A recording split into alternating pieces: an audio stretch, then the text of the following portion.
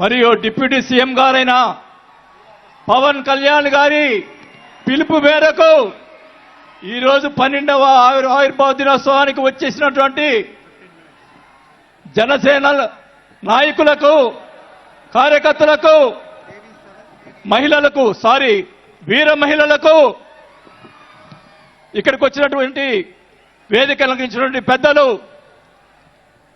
మంత్రివర్యులు మనోహర్ గారికి, అలాగే దుర్గేష్ గారికి, పెద్దలు,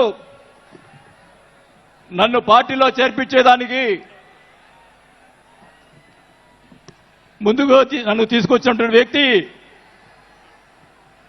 మా నాగబాబు గారికి, అలాగే వేదిక అలంకరించినటువంటి ఎంపీలకు, ఎమ్మెల్యేలకు, జనసేన నాయకులకు అందరికీ కూడా ముందుగా నమస్కారాలు తెలియజేసుకుంటా ఉన్నాం. మీరందరూ కూడా 12 ఆవిర్భావ దినోత్సవాలు జనసేనకు సంబంధించి అటెండ్ అయి ఉంటారు. కానీ నాకు ఇది మొదటిది. అసలు బాలినేని శ్రీనివాసరెడ్డి అనేవాడు వైసీపీ విడిపోయి బయటికి వస్తాడా అనుకొని చాలా మంది మాట్లాడినటువంటి పరిస్థితులు ఉన్నాయి. నాకు క్షమించండి కొద్దిగా, ఎందుకంటే మొదటిసారి కాబట్టి ఒక 5 నిమిషాలు తీసుకుంటాను. దయచేసి మనోహర్ గారు క్షమించాలని కోరుకుంటా ఉన్నా. మొదటిగా నాకు రాజకీయ భిక్ష పెట్టింది రాజశేఖర రెడ్డి గారు. రాజశేఖర రెడ్డి గారు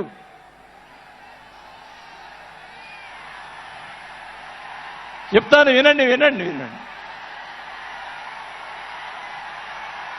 నాకు రాజశేఖర రెడ్డి గారైనా ఎన్టీ రామారావు అయినా నాకు ఇష్టం.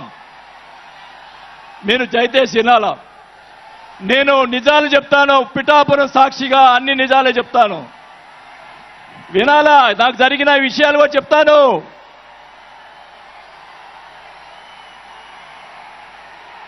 ఆ తర్వాత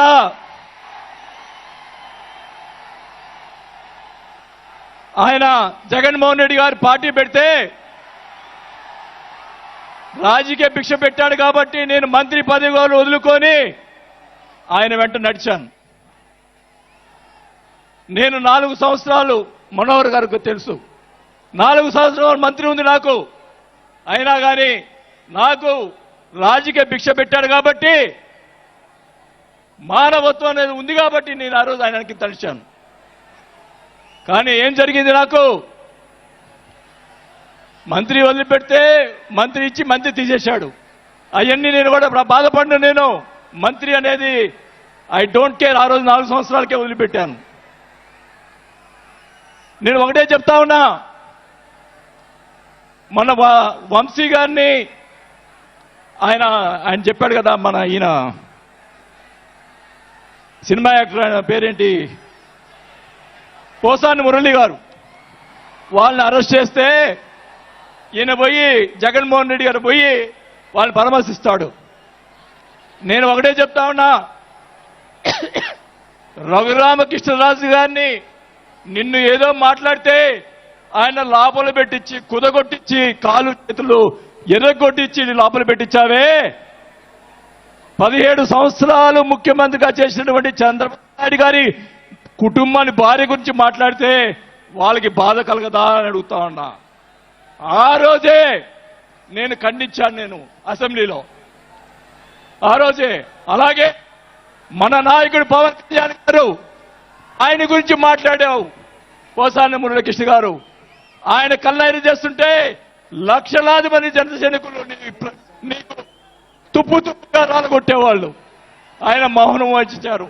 నేనైతే చెప్తా ఉన్నా, కుటుంబాన్ని అలా మాట్లాడారు కాబట్టి వాళ్ళని 9 నెలలు, ఇంకా 9 నెలల తర్వాత అరెస్ట్ చేశారు.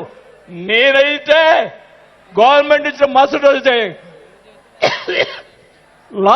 లాఠీతో రాలగొట్టించి లోపల వేయించేవాడని కూడా ఈ సభకు అర్థం చేసుకుంటా ఉన్నా.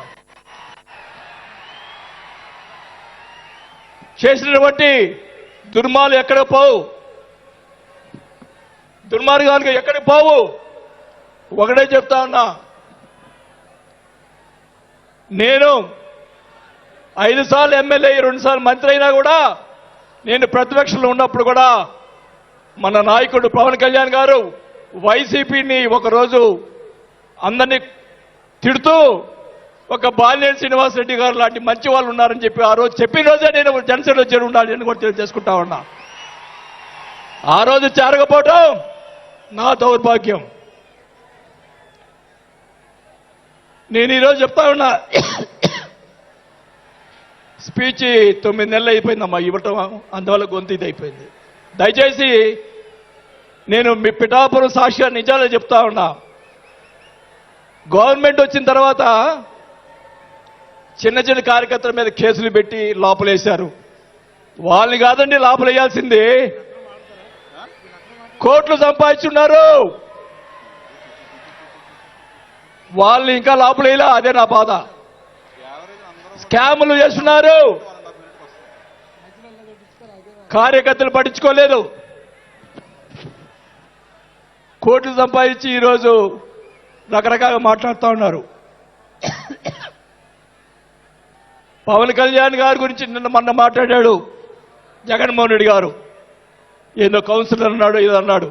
అయ్యా జగన్మోహన్ రెడ్డి గారు, మీ నాన్న దయతోటి నువ్వు ముఖ్యమంత్రి అయ్యావు. మీ నాన్న అంత అడ్డు పెట్టుకొని మా నాయకుడు, ఇప్పుడు జనసేన నాయకుడు పవన్ కళ్యాణ్ గారు స్వశక్తితో ఈరోజు లక్షలాది మంది అభిమాన పాత్రులు అయ్యాడని గుర్తుపెట్టుకోవాలని కూడా తెలియజేసుకుంటా ఉన్నాం. మీ నాయనతోటి వెనక ఒకసారి ముఖ్యమంత్రి అయ్యావు, ఇంకా చూద్దాం. నేను ఒకటి కూడా చెప్తా ఉన్నా, నేను పవన్ కళ్యాణ్ గారిని కలిసినప్పుడు రాశారు చాలా మంది, కొన్ని పత్రికల్లో మీడియాలో రాశారు. ఏం రాశారు? బాలినేని గారు చాణక్యుడు కూటమిని విడగొడతాడని చెప్పి కొన్ని పత్రికలు రాసినాయి. నేను అనుకున్నాను, నా వల్ల పవన్ కళ్యాణ్ గారికి ఏ ఇది రాకూడదు. నా ధ్యేయం, నా కోరికల్లా ఆయన పైకి ఎదగాలని తప్ప వేరే ఉద్దేశం లేదు. నేను ఆయన కలిసినప్పుడు ఒకటే అడిగా, అందరూ అనుకున్నారు ఎమ్మెల్సీ ఇచ్చి మినిస్టర్ ఇస్తారని చెప్పి కొన్ని ఇతర పత్రికలు రాశారు. నేను ఆయన ఏమీ అడగలేదు, ఒకటే అడిగా, సార్ మీతో నాకు సినిమాలు తీయాలని సార్ అని అన్నా. నా కోరిక అదే సార్. నేను 5 సార్లు ఎమ్మెల్యే అయ్యా, 2 సార్లు మంత్రి అయ్యా, చాలు నాకు ఇట్లాంటి బూతులు తిట్టే రాజకీయాలు మాకు వద్దు సార్, మీతోటి ప్రయాణం చేస్తా. జనసేనని నా సాయశక్తులా నేను చేయగలని మా జిల్లాలో 6 నెలల తర్వాత కార్పొరేట్లను చేర్పించాం. మీరు ఛాన్స్ ఇవ్వండి, మా జిల్లాలో జిల్లా పరిషత్తు అన్నీ కూడా జనసేన చేస్తానని కూడా బాగా తెలియజేసుకుంటా ఉన్నా.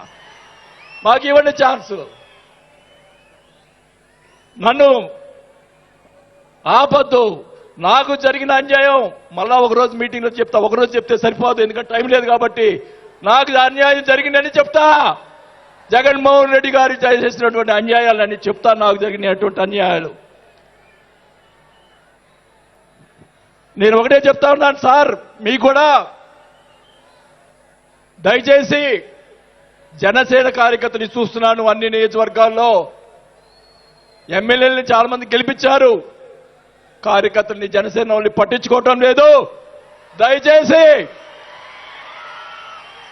దయచేసి చంద్రబాబు నాయుడు గారు, పవన్ కళ్యాణ్ గారు ఇద్దరు కూర్చొని ఒక ప్రెస్ మీట్ పెట్టి ఎమ్మెల్యేలందరికీ ఫిరాయించండి. జనసేన కార్యకర్తలు కూడా మీరు వాళ్ళకి రావాల్సినటువంటి రేషియో ప్రకారంగా వాళ్ళు కష్టపడి పనిచేశారు. ఇప్పుడు తెలియదు ఆ బాధ. రేపు ఎలక్షన్ తెలుస్తుంది. వాళ్ళు వాళ్ళు అడుగుతారు రేపు, దానికి సమాధానం చెప్పాల్సిన బాధ్యత ఆ ఎమ్మెల్యేలకు ఉంటుంది. కాబట్టి ఇద్దరు కూడా ఇప్పుడే వెంటనే అది చేస్తే మీకోసం ప్రాణాలు ఇచ్చేవాళ్ళు ఉన్నారు ఇక్కడ. అలాంటి వాళ్ళని మనం కాపాడుకోవాలి. కాబట్టి మీరు అంటే నేను ఇలా మాట్లాడుతున్నానని అనుకోకుండా మన నాయకుడు బాగుండాలని కోరుకోవాలి.